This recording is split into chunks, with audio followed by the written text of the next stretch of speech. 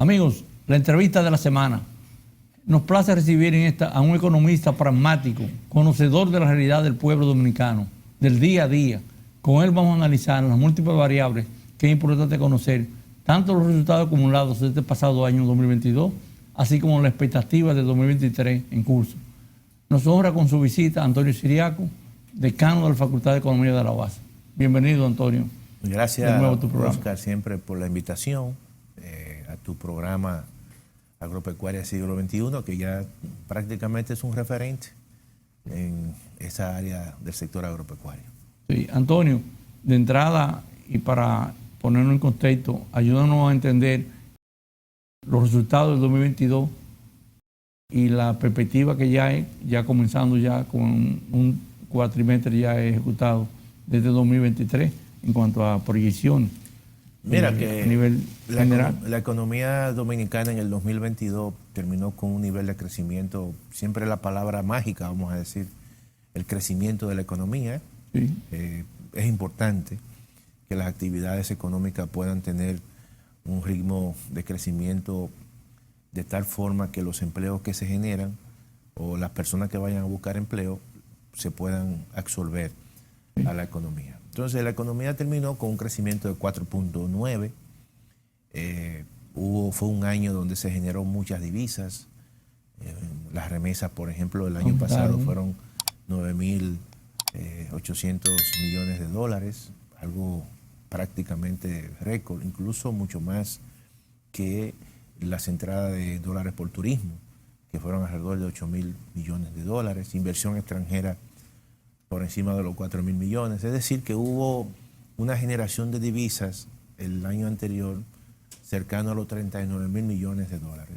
Yo creo que eso es una noticia importante en un contexto como el que se está viviendo, donde hay todavía mucha incertidumbre. Incertidumbre porque no sabemos cómo va a terminar el tema de esa lucha, esa guerra entre Rusia y Ucrania. Cualquier información que se genere alrededor de ese conflicto geopolítico genera alteraciones en los mercados internacionales. Y te digo eso porque en estos días el Kremlin anunció que le iban a hacer un atentado, le hicieron un atentado con drones.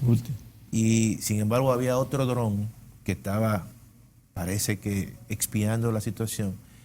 Pero esa noticia alteró el precio de los mercados internacionales, en este caso del petróleo. O sea, esa es la incertidumbre que se está viviendo. El año pasado yo creo que la economía no fue el crecimiento histórico de la economía dominicana. La economía dominicana antes de la pandemia crecía a una tasa de un 6.1, 6.2%. Viene la pandemia colapsa la economía, no solamente del país, sino de todo el mundo, y viene el tema de la recuperación. Y la economía todavía está creciendo por debajo de su potencial, porque también el entorno internacional es un entorno todavía que está ralentizado. Inestable, lleno de incertidumbre, y eso hizo que la economía dominicana creciera a ese nivel. Pero hay que tomar en consideración que la región también está creciendo muy poco. América Latina el año pasado creció menos del 2%. Entonces, si la economía dominicana crece 4.9 ante una región que crece menos del 2%, entonces yo creo que estamos en un crecimiento dentro de un contexto como el que hemos descrito, que relativamente es aceptable. Este año pasa igual. Este año la economía dominicana va a tener quizá un crecimiento menor que el del año pasado, por políticas públicas que han venido orientadas a combatir la inflación. Por ejemplo, el Banco Central tuvo que cambiar su postura de política monetaria porque al surgir la inflación, el instrumento que ha utilizado para combatir la inflación es el tema de las tasas de interés. Entonces, cuando tú induces a un incremento en las tasas de interés, ¿qué trae eso como consecuencia? Que la inversión se haga más costosa o el consumo que tú vayas a contratar con un banco a través de una tarjeta de crédito se hace más costoso. Por lo tanto, eso ralentiza el consumo privado. Eso te quería decir, porque y ralentiza la inversión. Es que estamos viendo una situación Claro. que yo digo, yo no soy economista Claro, como tú, claro. pero las 5 o 6 economías que di en mi Claro. materia, en mi carrera, Sí. me dicen que si tú me aumentas la tasa de interés, eso aumenta el costo de la materia prima. ¿Qué va a hacer la empresa? ¿Qué? Porque sale el producto más caro, lo vende más caro. Entonces cuando tú lo compras más caro, tú tienes inflación. Entonces, eso es lo que... Pero es que en Estados Unidos es el contrario. Ellos anuncian ya esta semana un punto 25 más de que para combatir la inflación. No. Entonces el combate de la inflación, claramente lo que está trayendo como consecuencia... Más inflación. No solamente eso, sino que está ralentizando la economía. También es un efecto. ¿Por qué? Porque ¿qué es lo que dinamiza una economía, Oscar? Y el público que te ve en este importante programa. Es el consumo, es la inversión, las decisiones de inversión que se toman. Entonces, si tú encareces el coste del dinero, ¿qué hace la gente? Compra menos y menos inversiones. menos inversión, menos consumo y menos crecimiento. Entonces, eso claramente te genera una situación que en muchos casos te encarece el coste de las materias primas, te encarece el coste de los insumos y al encarecerte el coste de los insumos, como tú dices, entonces tú le trasladas eso al consumidor final. Entonces tú vas a tener dos situaciones en las cuales todavía una inflación que es alta y con un crecimiento que es menor. Y eso es una situación claramente que hay que evitar. Por eso yo creo que este año la economía ha sido impactada por esos incrementos en las tasas de interés. De hecho, ellos anunciaban 5.5 para este año y ahora bajaron a 5.1. Claro, claro. Entonces, en marzo. Entonces, ¿qué significa eso? Bueno, que las proyecciones de crecimiento que el mismo Banco Central ha presentado ya está por el tema del 4 o en algunos casos se está hablando de un crecimiento del 3.6. Oye, bien. Oficialmente ellos hablaron de que bajaban de 5.5 a 5.1. Eso fue en marzo. Esos son los precios, pero hay que tener cuidado porque en el caso de los precios, mira, y eso hay que traducírselo bien a la gente. Mira qué ocurre, Oscar. El dato que da el Banco Central, que los niveles de inflación han venido cediendo y que ha llegado a 5.15, todo eso es que se mide el coste de una canasta básica, que son 366 productos. Pero no todos bajan de precio. Algunos se quedan altos, otros pueden bajar y otros básicamente bajan lentamente, otros suben. Y en promedio entonces se da una especie de que la inflación promedio en este caso es un 5%, que ha bajado un 5%. Pero ¿qué significa eso? Que también eso hay que verlo por estratos socioeconómicos. Por ejemplo, mi canasta básica, la mía, la de mi estrato, quizá no ha bajado. Y cuando yo voy al supermercado, encuentro que muchos productos que yo compro todavía están altos. Ahora, hay otras personas que tienen una canasta distinta, que lo más probable es que cuando van al supermercado encuentran algunos productos que han bajado. Y otros que tienen otra canasta distinta, claramente dicen el producto se ha quedado igual. Porque, por ejemplo, los ricos, lo más probable es que no consumen mucho salchichón o salchichón del corriente, sino otro tipo de salchichón o salamis. O consumen más camarones. O si consumen pescado, consumen chillo. Y a lo mejor no les gusta la trucha ni la tilapia. Entonces son precios distintos. Salmón. O salmón. Tú vas a comprar un salmón ahora mismo a cualquier establecimiento importante y esos salmones importados, grandes, son 2,000 pesos. 2.500, y 2.500 y 2.700. No, inalcanzable. Y eso yo lo compraba, ese mismo, por ejemplo, y no siempre, sino algunas veces que un domingo que uno quería una comida especial porque invitaba a la familia, invitaba a mi mamá, tal cosa. Yo eso lo compraba en 1.200, 1.300, está en 2.000. Los pequeños, 800 pesos, claro. 900, conseguías tú. Entonces, claro, eso lo consume un estrato de la población. Otro no lo puede consumir. Por lo tanto, su canasta es distinta. Por lo tanto, cuando el Banco Central dice que los niveles de inflación han disminuido, eso es un nivel promedio del índice de precio al consumidor, de esa canasta básica. Del quintil 1 sería, en todo caso. Claro, porque, de más bajo. Porque es así. Entonces hay quintiles en función de su posicionamiento socioeconómico que reciben precios distintos en función del coste de su canasta básica.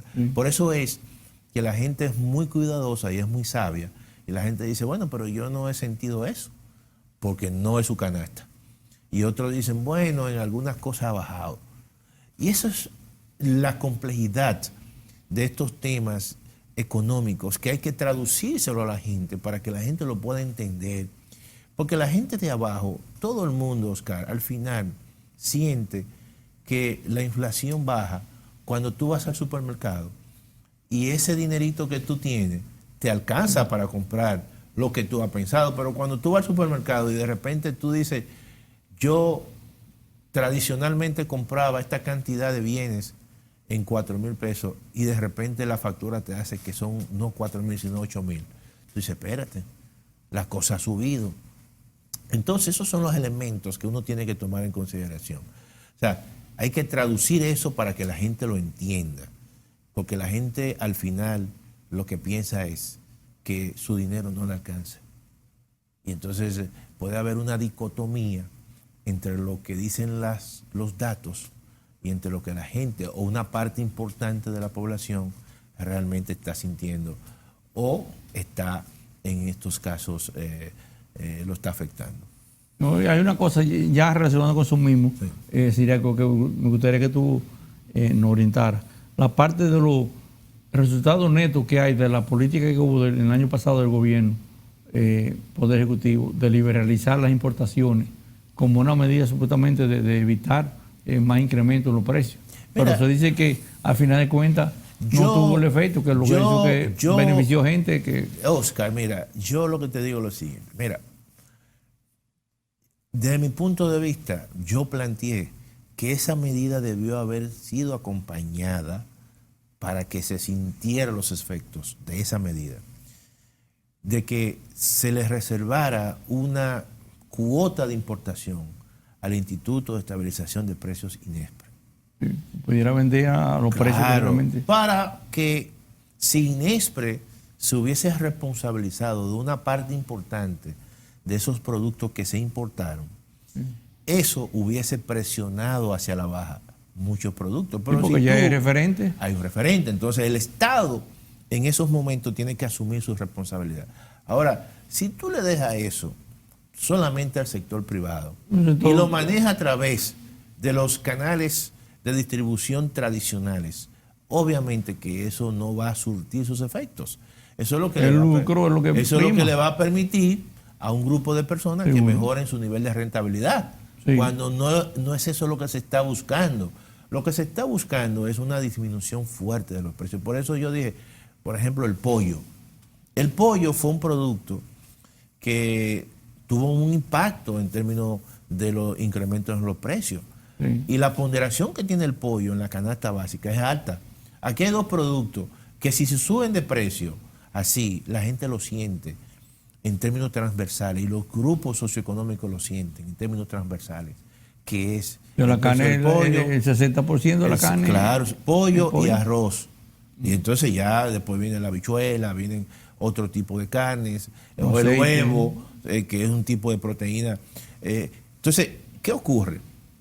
Que el gobierno, y hay experiencia en el caso de INESPRE, pudo haber importado de esa cuota de importación una cantidad importante de pollo a un precio y lo vende incluso usando los canales de comercialización, que yo creo que eso es algo importante, los mismos canales de comercialización tradicionales y donde la clase media hoy en día está yendo a los grandes malls y supermercados, pero que esas importaciones... Pero con un acuerdo claro, que esas importaciones... de tope máximo. Hubiese sido INESPRE. Mira, yo voy a traer pollo y esos pollos yo los voy a poner ahí, los voy a colocar y se van a vender a tal precio. Y eso hubiese presionado aún más los precios salados. Pero si tú no lo haces así, esa medida, así como se inició, así terminó y no tuvo el efecto deseado desde mi punto de vista. Porque ya hubo una experiencia con los supermercados, una canasta que se crearon y fue muy exitosa. Claro, entonces, por ejemplo, ese programa de los combos, de vender combos y poner una parte de esos combos, tú lo vendes a los puestos, tú lo vendes en la calle a través de los puestos móviles, pero también tú vas y llevas una parte del supermercado. Yo vi en muchos supermercados que tú podías comprar combos del INESPRE o del gobierno. Eso está bien porque está usando canales de comercialización que van gente de clase media, que no se van a poner en una esquina a hacer una cola. Entonces tú creas diferentes fuentes de distribución de alimentos. Y eso se debió hacer con esos productos importados, con la cuota que yo, incluso en un momento determinado, presenté que el gobierno a través del INESPRE podía importar esa cantidad en ese periodo y con un común acuerdo utilizar los canales de distribución tradicionales y así si los precios hubiesen tenido un impacto hacia la baja. Sí. Pero no ocurrió así. No, está claro. Tú sabes, con cada quien no tiene su librito. Sí. Pero en esa misma línea, ya enfocándonos en el sector agropecuario, fíjate que también se criticó por parte del sector agropecuario organizado esa política porque se lo dijo. Otros países ya hay la experiencia con la Unión Europea, con el mismo Estados Unidos, que lo que apoyan en situaciones así es al productor, o sea, privilegian la producción local. No, es que la producción nacional, eso es otra cosa. La producción pero ahí tenemos un caso ya que está explotando los cebolleros. ¿Cómo dejan atraer cebolla en enero y febrero? Cuando ya aquí en marzo había que entraba la cosecha. Y tú lo sabes muy bien porque también conoces claramente el sector de la comercialización. Aquí hay productos que son sensibles a las importaciones. El caso de la cebolla, aquí hay zonas importantes en la línea que se produce una cebolla de altísima calidad y con mayor productividad, pero también está tradicionalmente la cebolla de Vallejuelo, que en San Juan de la Maguana. Y también está el tema del ajo, que es un producto muy de una producción limitada, pero muy concentrada en el Valle de Constanza. Entonces, esos son productos que tradicionalmente tú tienes que importarlo en una época, igualmente que las habichuelas. ¿Verdad? San Juan se ha especializado en esos dos grandes rubros importantes, habichuela y cebolla. Pero tú no puedes abrir las importaciones en un periodo donde hay un proceso de cosecha, porque al final eso lo que hace es que tumba el precio. Entonces tú programas esas importaciones. ¿Cuál ha sido y fue la experiencia? No sé si eso se está haciendo ahora en la República Dominicana. Bueno, que para evitar ese choque entre importadores y productores, una cuota de esas importaciones tú se la dabas a los productores. Seguro. Como un mecanismo también de que compensaran situaciones que se daban. Seguro. Cuando no había producción nacional en el mercado y para evitar que los precios suban, entonces las importaciones se autorizaban. Pero en época de producción nacional tú no puedes generar situaciones de que el mercado se invada. Se crea un buche. De productos importados porque los precios tienden a deprimirse. Esto está pasando con el caso de la cebolla. Entonces hay que tener medio millón de quintales que no hay en Claro que no hay. Entonces eso hay que evitarlo. La programación en la producción agropecuaria, la programación en las importaciones, la programación que debe haber, y no estamos diciendo que no, pero debe ser siempre un principio fundamental en los organismos agropecuarios. Yo creo que debe jugar un rol importante para que el productor nacional no se vea afectado en esos tiempos y esos momentos donde hay una alta cosecha, que pueda haber algún elemento de importación que pueda entonces deprimir el precio y disminuir de manera considerable la rentabilidad de los productores. De manera que yo creo que en ese caso quizás debe haber mucho mayor coordinación entre los organismos competentes, productores nacionales, autoridades e importadores. Hombre, que yo lo que veo es, Ciriaco, y no en ánimo de crítica, que uno no sabe cuáles son los asesores económicos que tiene el presidente, que seguro hay muchos muy bien pagados. Claro. En dólares. Y para que hagan esto, porque esto no es nuevo, esto ya ha pasado otra vez. Muchas veces. Entonces, no aprendemos. No, yo lo que digo es que ahí están los organismos oficiales, que son los organismos competentes, Hay, evidentemente, como tú has dicho, hay asesores, pero ante todo los organismos competentes, que son los del día a día, que son los que tienen la responsabilidad y sus funciones están muy vinculadas con la comercialización, con la producción, con la extensión y con los apoyos que debe recibir la producción nacional, de manera que debe haber mucho más coordinación para evitar este tipo de, como tú dices, de buche, ¿no? De represa que se torna con un producto tan sensible, tan importante para una parte de los productores nacionales que están muy identificados en esa zona que te he mencionado para evitar cualquier daño a la producción nacional. No, y que conocemos las estadísticas, yo porque estoy en el sector agropecuario lo sé, el Ministerio de Agricultura tiene, no con precisión milimétrica, pero aproximada de cómo están los volúmenes de producción, la producción esperada, porque los técnicos reportan todos los meses, área sembrada, área cosechada, y entonces ya tú te creas un parámetro y dices, bueno, tenemos tanto en almacén, va a entrar los próximos 3 meses esto, ya tú sabes. Y yo recuerdo incluso que hay los estudios, incluso yo le doy seguimiento todavía a los famosos estudios de oferta y demanda de los productos sensibles, y donde esos estudios de oferta y demanda te van indicando una señal de alerta, donde los meses donde hay déficit y donde los meses que hay superávit, y en los meses donde hay déficit son los meses donde tú, previo, proyectando, tú autorizas la entrada de productos, de ese producto que tiene déficit. Pero en los periodos donde hay ya cosechas y hay un balance tradicional, y hay un balance, que hay una producción importante nacional que va a entrar al mercado, no se pueden dar permisos y evitar. ¿Quién no sabe la producción de habichuelas de San Juan? Claro. La producción de la zona alta del Cibao Central, que entra comienza en diciembre todo eso y ya está cosechándose en marzo, abril. Identificado desde el tema de la producción de arroz, que es uno de los productos más sensibles, el tema de la producción de habichuela, el tema de la producción de ajo, el tema de la producción incluso del sector avícola. Todo eso se planifica y todo eso tú haces un balance de oferta y demanda. Seguro. Sabes cuáles son las importaciones y si no la hay, la cuantificación de los permisos de importación. También, porque quien lo da es agricultura. Seguro. Esos permisos. No, y es que todo eso se cuantifica. Hay un efecto muchas veces de indefinición, porque tú sabes que los productores también tienen esa situación de que cuando un producto sube de precio, por las razones que fuera que hemos visto aquí, todo el mundo comienza a sembrar. Sí, porque ahora se puso el repollo caro, todo el mundo siembra repollo. Y llega un momento que tú ves que medio valle de Contaza está sembrado de repollo. Entonces, ¿qué tú estás esperando? Tú sabes que va a venir un boom. Calcúlalo en base al periodo vegetativo de cosecha y te dice, porque la agricultura tiene todos esos datos. Todo eso es parte de los procesos de planificación y programación de la producción. Es ver nada más los números. Sí. Eso es algo que definitivamente los departamentos de estudios económicos y de planificación de cada una de las instituciones del sector agropecuario que lo tienen, pueden obviamente hacer ese tipo de proyección y tener la seguridad de la producción nacional. Sí.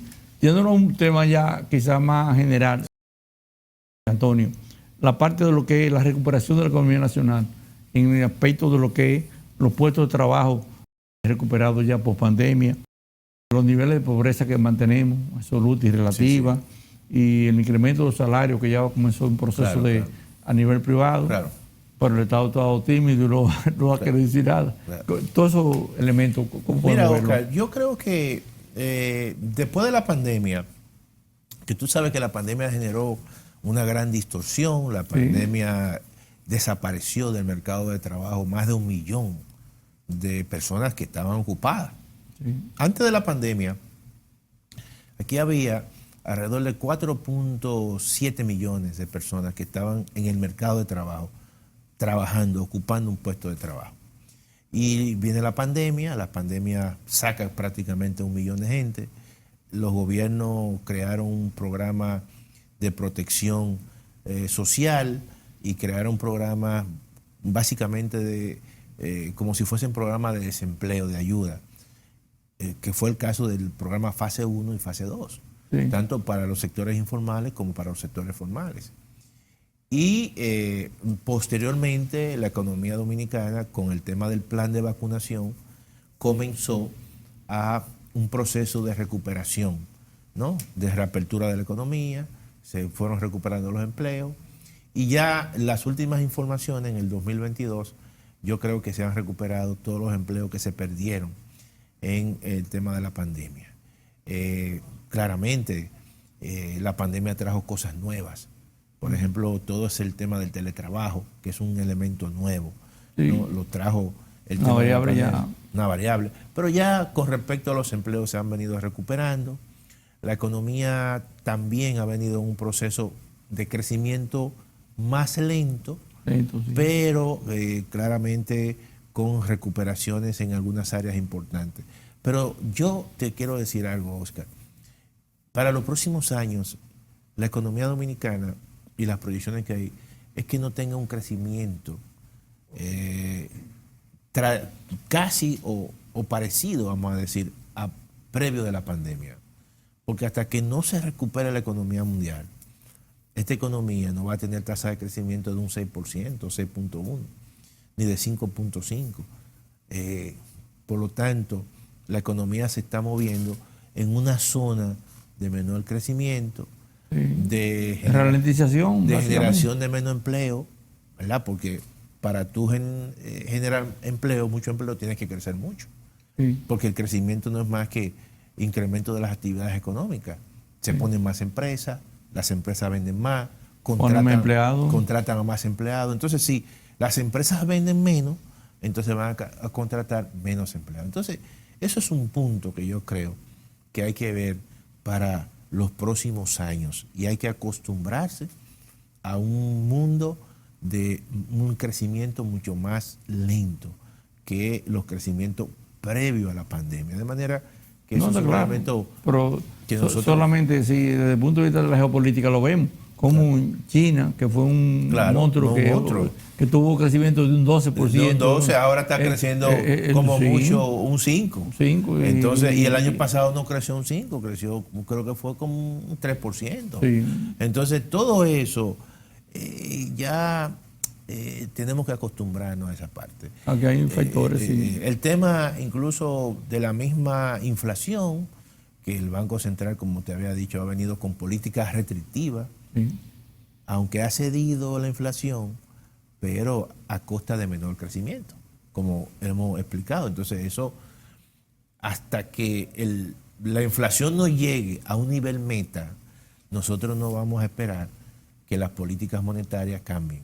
Yo lo que creo es que si el nivel de la inflación en este año o después, básicamente de la segunda mitad del año, comienza a converger cercano a la meta de inflación, entonces el Banco Central va a cambiar de postura, es decir, va a disminuir su tasa de política monetaria para tratar de estimular el crecimiento de la economía, porque si no, obviamente la economía dominicana todavía... Mira, los primeros 3 meses, la economía dominicana en promedio creció 1.4. O sea, en el mes de enero, el crecimiento fue 0.4. 0.4. Sí, Luego, en el mes de febrero creció creo que 1.3, 1.2. Y en el mes de marzo creció 2.3, que en promedio tuvo un crecimiento de 1.4. O sea que para llegar a 5. Si tú anualizas Sí. ese crecimiento trimestral, te da al año, si sigue ese ritmo, que la economía va a terminar con un crecimiento de 3.8, menos del 4%. Imagínate. Entonces, eso claramente te dice que una economía que esté creciendo 3.8 no va a absorber todos los empleos nuevos que se lanzan al mercado de trabajo. Esos chicos que salen de la universidad o las personas que están buscando nuevos trabajos no van a ser todos absorbidos. Que el 70% de los que están buscando trabajo están en ese sector. Claro, entonces se va a quedar una parte importante desempleado. ¿Y qué significa eso? Que la economía va a incrementar su tasa de desempleo, que ha venido bajando, pero obviamente como no está creciendo mucho, eso trae dificultad para que todo el mundo se pueda insertar en el mercado de trabajo. Entonces, básicamente, tú verías que la política de gobierno, ¿cuál sería? Reactivar la economía a base de inversión pública. Inversión pública. La inversión pública. La inversión pública es fundamental. Mira, yo te voy a decir lo siguiente. El año pasado, en los primeros 3 meses, la inversión pública fue de como un 5%. El gobierno la ha mejorado ahora. En estos primeros un 12, un 11, está alrededor de casi un 10%. Casi un 10%. Eso está bien. ¿Tú sabes por qué tiene que mejorarla? Porque las políticas del Banco Central, como fueron políticas restrictivas para atacar la inflación, ralentizó la actividad privada. Entonces, al ralentizar la actividad privada, el sector privado, que es obviamente el sector más grande, el que genera gran parte de la riqueza, entonces está creciendo menos. Y para tú contrarrestar esa política restrictiva del Banco Central, entonces la política fiscal tiene que ser una política fiscal expansiva, en términos de mayor incremento en el gasto de inversión, gasto público de inversión, no gasto corriente, obras de infraestructura, caminos vecinales, pequeñas obras de presa, ese tipo de política. Y claramente el gobierno también ha generado una política, vamos a decir, salarial de coordinación con el sector privado, pero a nivel del salario mínimo. Eso es correcto. Mira por qué es correcto en el salario mínimo. Debe haber una moderación en los incrementos de salario en esta coyuntura para que los salarios no impacten demasiado los costos de producción de muchas empresas, pequeñas, vamos a decir. Pero cuando tú le mejoras el salario a una persona de nivel bajo, a consumir que va. A consumir que va. Es comida. ¿Por qué? Porque esa persona no tiene capacidad de ahorro, ni va a ahorrar que le aumenten 2,000 pesos, no lo va a ahorrar o 3,000 pesos. Oye bien, pero hay incrementos que son de 1,000 pesos o de 1,500 pesos. ¿Qué va a hacer esa persona? ¿Qué lo va a gastar? Y si lo gasta, entonces dinamiza la economía. Eso mejora las ventas de la economía, de las empresas, genera demanda, y esa demanda claramente que te genera un círculo virtuoso de la actividad económica. Y eso es lo que se trata. Entonces, por eso es que esas dos políticas, una política de inversión pública del Estado y una política salarial moderada para que no afecte a las MIPYMES, a las pequeñas empresas, pero moderada, eso va a generar una mayor demanda y va a permitir una mayor actividad económica. Claro, porque tú vas a tener claramente que la otra política del Banco Central, lo que ha encarecido el dinero, claramente lo ha hecho para disminuir la inflación y que posteriormente, cuando ya la inflación esté cercana a la meta, entonces ya esa política del Banco Central tiene que cambiar para apoyar esa política gubernamental fiscal, para entonces darle un impulso a la economía y que pueda llegar a una meta que pueda crecer al 3.9 o al 4%. No, está claro. Antonio, el tiempo se nos agota, pero yo creo que con las recomendaciones que tú has dado, claro, aquí sin cobrar nada, no. dos avisos a lo que deben tomar las decisiones. Claro.